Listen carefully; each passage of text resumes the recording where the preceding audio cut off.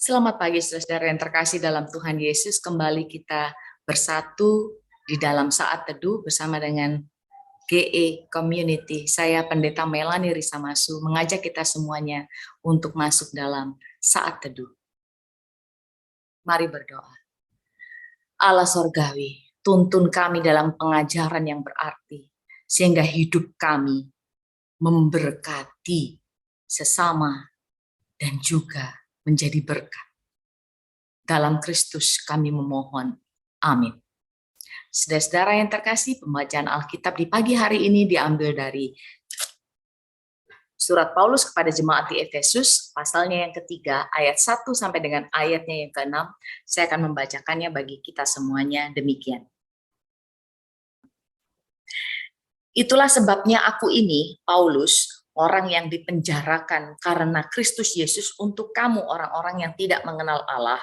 Memang kamu telah mendengar tentang tugas penyelenggaraan kasih karunia Allah yang dipercayakan kepadaku karena kamu, yaitu bagaimana rahasianya dinyatakan kepadaku dengan wahyu, seperti yang telah kutulis di atas dengan singkat. Apabila kamu membacanya, kamu dapat mengetahui daripadanya pengertianku akan rahasia Kristus, yang pada zaman angkatan-angkatan dahulu tidak diberitakan kepada anak-anak manusia, tetapi yang sekarang dinyatakan di dalam roh kepada rasul-rasul dan nabi-nabinya yang kudus, yaitu bahwa orang-orang bukan Yahudi karena berita Injil turut menjadi ahli-ahli waris dan anggota-anggota tubuh dan peserta dalam janji yang diberikan dalam Kristus Yesus. Demikian pembacaan Alkitab, terpujilah Tuhan Yesus Kristus. Saudara terkasih, bacaan Alkitab di pagi hari ini menunjukkan bagaimana Rasul Paulus konsisten memberitakan Injil kepada bangsa-bangsa bukan Yahudi.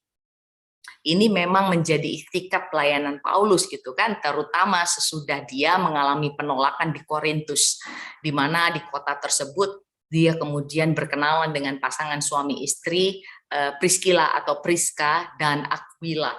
Saudara bisa membacanya di Kisah Para Rasul.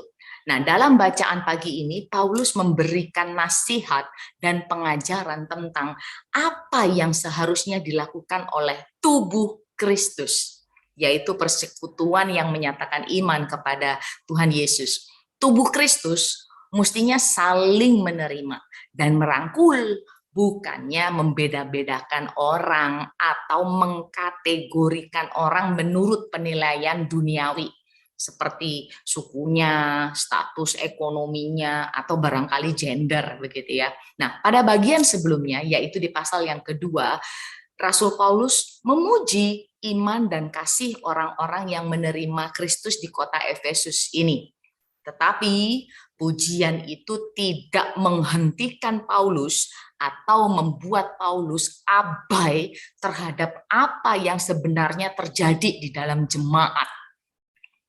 Terkadang untuk cari aman, kita sebagai orang percaya abai dengan kenyataan, dengan kebenaran, atau membiarkan kesalahan terus-menerus terjadi dalam keluarga, dalam persekutuan, dalam masyarakat. Apalagi jika yang kita hadapi adalah orang-orang tertentu gitu ya, yang punya jabatan, atau misalnya dalam persekutuan warga spesial, atau entah karena situasi apapun yang melekat pada diri orang itu gitu ya, barangkali karena warga senior atau pendiri gereja, orang kaya, orang yang sudah lama, orang yang berpendidikan tinggi, atau pejabat, dan lain sebagainya. Nah, kita biasa membeda-bedakan dan memperlakukan orang berbeda. Saudaraku, apa yang Paulus lakukan dan ajarkan bagi kita di pagi ini? Selain mengingatkan tentang kasih karunia yang mesti dirawat, ia juga mengungkap realitas ketidaksetaraan di dalam tubuh jemaat Efesus. Apa sih yang terjadi sebetulnya? Begini, rupanya orang-orang Kristen Yahudi di zaman itu, khususnya di Efesus gitu ya, merasa superior dan eksklusif, sehingga ada pandangan bahwa kasih karunia dan damai sejahtera atau kemurahan Allah dan shalom itu dari Allah itu hanya diberlakukan, diprioritaskan, atau diutamakan bagi orang-orang keturunan Yahudi lebih dahulu. Sedangkan mereka yang bukan orang-orang non-Yahudi dipandang sebagai warga jemaat kelas rendah atau kelas kedua, begitu ya. Mereka tidak diterima atau dipandang setara, begitu. Mereka dinilai gitu ya, mereka dinilai atau dipandang bahwa kultur yang pernah mereka hidupi, budaya yang mereka hidupi sebelumnya itu dosa gitu, sehingga mereka kemudian dipandang sebagai warga jemaat kelas kesekian. Bukankah ini juga yang kerap kita pahami dari orang-orang Israel, tentang orang-orang Israel, gitu kan? Di zaman ini kita punya pandangan karena klaim bahwa orang Israel adalah umat pilihan Allah, gitu ya, maka saudara meletakkan diri di bawah klaim itu. Padahal keselamatan di dalam Kristus berlaku bagi seluruh ciptaan, tak lagi memandang suku, bangsa, status, dan lain sebagainya. Kita ini seringkali memandang diri kita kelas kedua, lebih rendah, inferior dibandingkan dengan orang-orang Israel sendiri. Begitulah kurang lebih. Nah, yang ditegaskan Paulus adalah bahwa dia menegaskan bahwa warga non-Yahudi, orang di Efesus gitu ya, di Korintus dan wilayah-wilayah lain, termasuk saudara dan saya, kita kan bukan orang Israel begitu ya. Dan kita ini juga ahli waris, sesama anggota tubuh Kristus. Dengan demikian, kita adalah penerima janji. Begitu.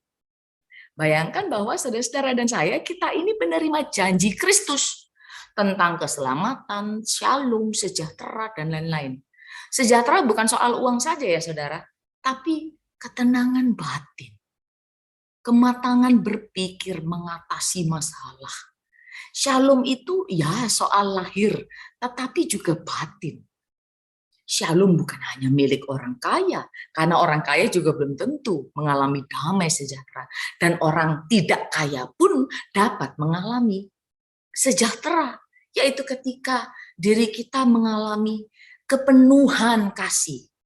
Kita mengalami kasih Allah secara utuh. Kita merasa cukup, bersyukur, tetap berusaha dalam kekurangan dan keterbatasan kita. Kita tidak kehilangan sukacita dan kebahagiaan. Tidak berusaha membanding-bandingkan diri kita dengan orang lain. Itu bukan yang sering membuat kita tidak bahagia. Dan kita hidup memotivasi diri kita dan orang lain. Itulah sejahtera. Apakah hidup kita ini sudah mendatangkan manfaat bagi diri, keluarga, persekutuan, masyarakat, gitu kan? Atau malah mendatangkan hal yang mudarat? Kita ini hadir di dunia mendatangkan muhibah, berkat, belas kasih, atau musibah. Dua hal yang berbeda. Selamat mewujudkan kehidupan yang damai, setara, adil, bermartabat, dan penuh berkat. Mari berdoa. Allah sumber segala damai, penuhilah kami dengan kuasa, sukacita, ketenangan batin, hidup bersyukur. Karena terkadang mental kami adalah mental yang kehilangan syukur, kehilangan terima kasih. Sehingga kami hanya terus melihat kekurangan, ketidakpunyaan kami.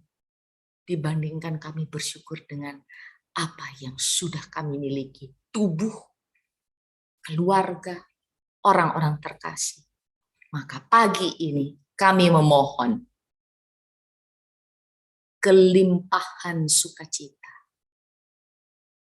Terima kasih karena kami diingatkan bahwa kasih-Mu tidak memandang rupa. Terimalah kami orang yang berdosa ini ya Tuhan. Dan kami memohon tuntunan Roh Kudus sehingga hidup kami berubah, bertobat menjadi anak-anak Tuhan yang hidup mengandalkan Engkau. Kami serahkan aktivitas kami hari ini hanya di dalam kasih setiamu. Amin. Selamat pagi saudaraku, selamat beraktivitas. Tuhan Yesus memberkati.